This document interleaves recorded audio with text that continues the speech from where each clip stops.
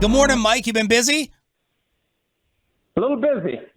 I think we're going to look back on this week as one of the most impactful, memorable, and historic that we've ever seen. With all these big-name coaches, Mount Rushmore-type figures in the profession, available, retiring, fired, whatever, so many vacancies, so much activity, so many moving parts, and still there might be more. There might be more. Some people think Mike Tomlin might decide he's had enough in Pittsburgh. I think we should all be keeping an eye on the possibility of Andy Reid retiring in Kansas City when their playoff run's over. The Buccaneers could move on from Todd Bowles if they lose on Monday night. Nick Sirianni seems to be in quicksand, and if they want to upgrade, there's plenty of guys out there that they could hire in this cycle. So it's been crazy, and it could get even crazier. Where do you think Belichick ends up, or who do you think is really interested in him? Well, we've seen multiple references to the Falcons. I was told over the weekend that Josh Harris, the Commanders owner, is enamored with the idea of Belichick being the coach of the team. Now, Harris is setting up this committee approach that might make it difficult to come to that conclusion, especially if Belichick wants power over personnel and they want to have a bunch of different people. And if you've got, the owners seem to be more involved there, the limited partners who in other teams, they own a little piece of the team, but they really don't have a voice. Magic Johnson has 4% of the team, and it seems like he's got a lot more than 4% of the voice, and I just don't know that that's a place where Belichick would actually want to go. And what I said on halftime of the Bills-Dolphins game Sunday night on NBC, I think this is very important, and we've talked about this before. Don't get caught up in all the non-playoff teams that are out there with vacancies. There are 14 teams left. 13 of them will eventually lose. And all it takes is one of them to say, we've got everything we need except a high-end coach. And the old Bill Parcells saying, if you want me to cook the meal, let me shop for the groceries. If you could give Bill Belichick a fully stocked kitchen with gourmet options, you don't need to shop for the groceries. The groceries have been bought. All you got to do is cook the meal. I was not buying. I went back and listened to him in the presser say he's even willing to cede personnel control. I thought that was just a company line. I'll do whatever it helps, whatever it takes to have the Patriots win. Did you buy it? And what do you think's more important for Bill with the next stop, personnel or quarterback? Well, you got to have a quarterback if you want to compete. Now, it can't be all about the quarterback. It can't be only the quarterback. And look at the teams that get it skewed, where it's all about the quarterback and there isn't enough help around the quarterback. You got to have a team. And from that team emerged Tom Brady. The second run of the dynasty, it was more about Brady and it was more skewed to the offense. But I think he just wants as much as he can get. He wants the best possible team. That's why there are so many people, and this was quiet a few weeks ago, and it's getting louder. More and more people are onto it. Jerry Jones added some fuel to it, and I heard him on your show Tuesday trying to blame the media for mischaracterizing the words that came out of his mouth. Man. That's not a us problem, Jerry. That's a you problem. Thank you. I know you can't say that, but I can. But, I did yesterday. but look, well, you can't say it when he's on. But yeah. Wait till he hangs up. Yeah. But it just makes too much sense.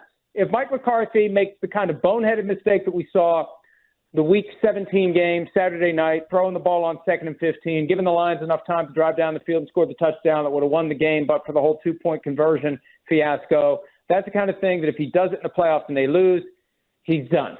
Quite possibly. Based upon what Jerry said and based upon the availability of Bill Belichick, it's quite possibly going to be the end for Mike McCarthy because there is a clear opportunity to upgrade to a guy that can give Jerry what he's been chasing since 1995. All right, let's get into this now. Mike Florio, ProFootballTalk.com, had the column yesterday. A Jerry Jones-Bill Belichick partnership is not as crazy as it sounds, and I'll needle Mike, and I'll be texting him back and forth. No chance, not happening. Then Peter King, your colleague, comes out and suggests the same thing. Here's my counter to what you've been writing and saying with Belichick's effusive praise of the Cowboys and the Joneses. He does that with every team every week in a preview in his press conference. This is the greatest defense. This is the greatest player. He praises everyone through the roof. No, he doesn't. You're wrong. And I read all of his press conferences. Most of them are grunts and farts and belches, okay? He goes on and on. Every time it's time to play the Cowboys, he goes on and on about how much respect he has for Steven and Jerry. On and on. Did it in 23 when they played, did it in 2019 when they played. And when he did it this year, people in New England in the building noticed. They noticed it. It was conspicuous. So people there think he's going to go to Dallas if McCarthy doesn't last. And, you know, the lazy take that I hear from so many people, and I don't want to say it's lazy, it's just kind of misinformed because you don't follow it closely enough. The obvious take is they would never get along because Bill would want to run everything and Jerry's not going to give up being the GM.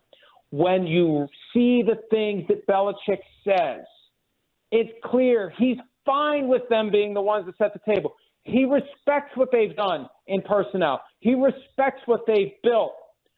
It makes, when you see what he said, it makes it more likely, not less likely, that they would all get together and they would find a way to get it done. And the fact that Bill Parcells went there at one point, I mean, there's some deep-seated stuff between Parcells and Belichick, and Parcells didn't succeed ultimately. I mean, he was okay, but they never went to a conference championship game.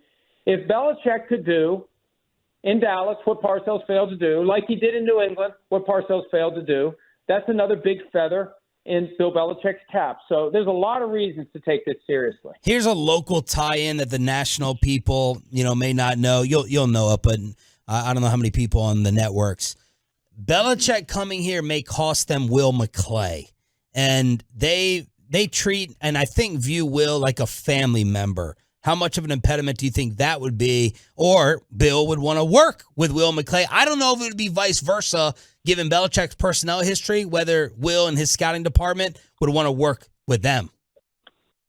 Well, I think that this is the perfect opportunity for Bill Belichick to slip out of the I have to run everything mode and just coach the team. When there's a structure that's already in place that supplies him with personnel, if he can just spend all of his efforts and energies game planning, breaking down film, he's still one of the best who have ever done it at X's and O's and game day coaching. It's one of the reasons why it's not easy for the Patriots to move on from him. What he does well, he does incredibly well. It has just gotten to the point where the weaknesses were glaring. They were getting worse. The innovations, resistance to change, staff too small, doesn't trust enough people, that dragged them down. And the thing that I think really poisoned the relationship was the decision to make Matt Patricia the offensive coordinator last year when he'd been a defensive coach all of his career.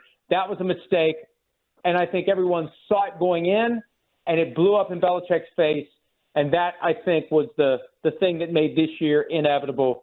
And if you can just take all that stuff off the table and let him coach, if you give him a good team and let him coach, he could probably coach them better than anyone else and take them farther. If I was a Cowboys fan, I would be very excited about the possibility of getting Bill Belichick. And that's nothing against Mike McCarthy.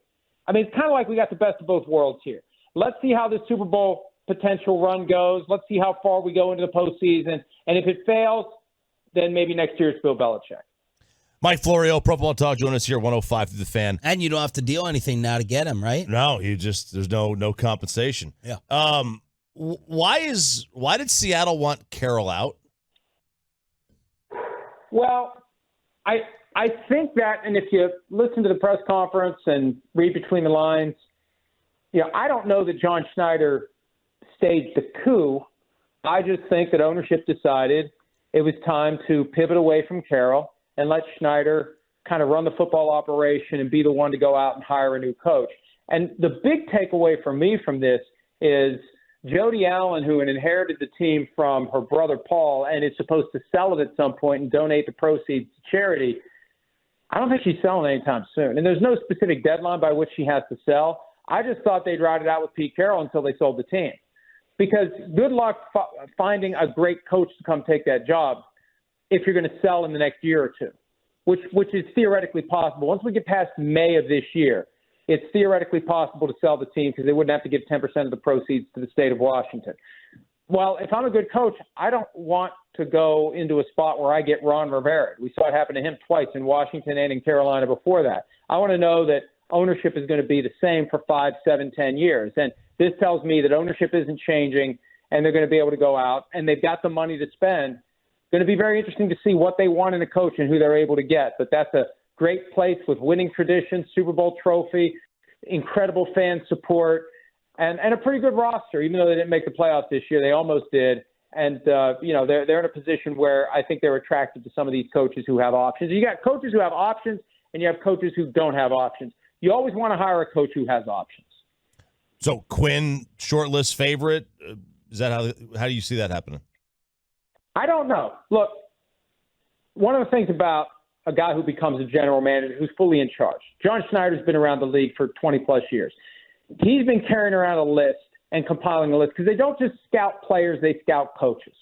He's got a list of the coaches he would want to work with if and when he's got the power to hire a coach. And he doesn't advertise that list. He doesn't post it on social media.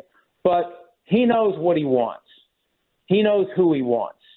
And a lot of times what we see when a team fires its coach, they look for somebody who's the exact opposite. So tenured former head coach, they've done that a couple of times. They've done that 3 straight times with Mike Holmgren and then Jim Mora, the younger, and then Pete Carroll. There may be a coordinator out there that John Schneider has a high opinion of, that he believes based on everything he's seen during his time in the NFL, this is somebody who can step into the job of head coach, which is fundamentally different skill set, different communication requirements, different relationship requirements, different everything. But he may have gleaned something from one of these coordinators that he says, this guy's a potential star. This is my next coach.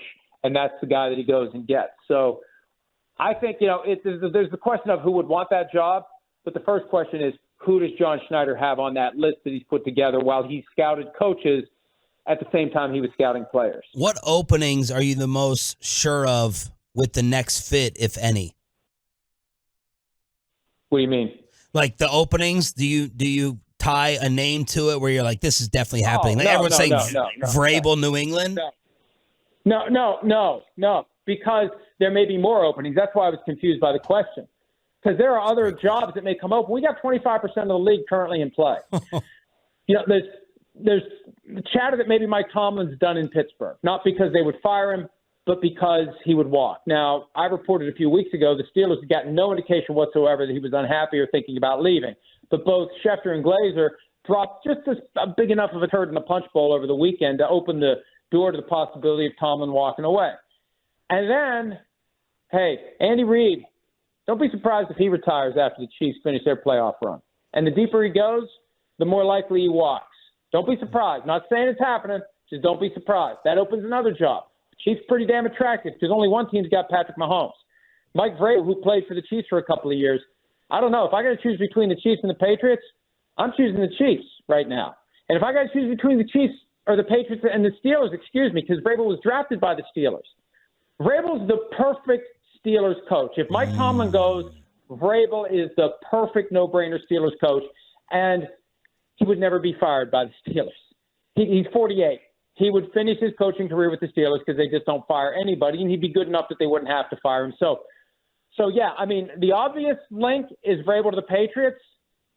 That assumes some of these other openings become or don't become openings.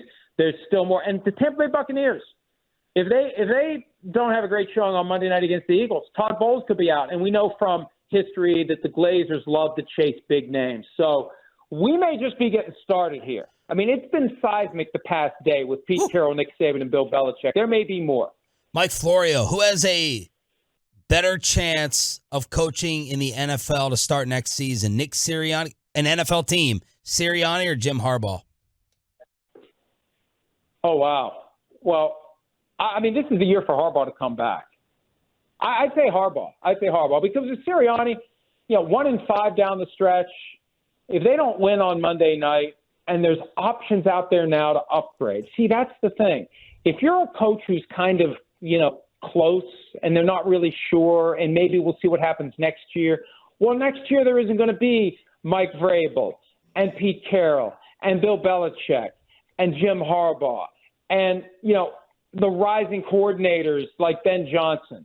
So I think it's a little tenuous for Sirianni on Monday, and he's almost seemed like hostage video in his press conferences, at least the ones I've seen recently. Like it's falling apart and they can't put it back together. And it wouldn't shock me, especially if they lose on Monday night, if a decision is made to see who else they could get with all these big names out there. So I think it's just a question of which team Harbaugh is going to coach. There's nothing more for him to do at the college level. He's been evasive about the possibility. If he was staying at Michigan, we would know it right now. And unless they're going to pay him $20 million a year, I think he's jumping to the NFL. Father of Mine is the mob novel for only $3.99 on Amazon for ebook. It's from Mike Florio, ProFootballTalk.com, the website that has all the latest news, and it is nonstop right now. Silly season has begun. Thank you. Not enough time. Appreciate it. Thanks, guys. Mike Florio, D&M Leasing Hotline.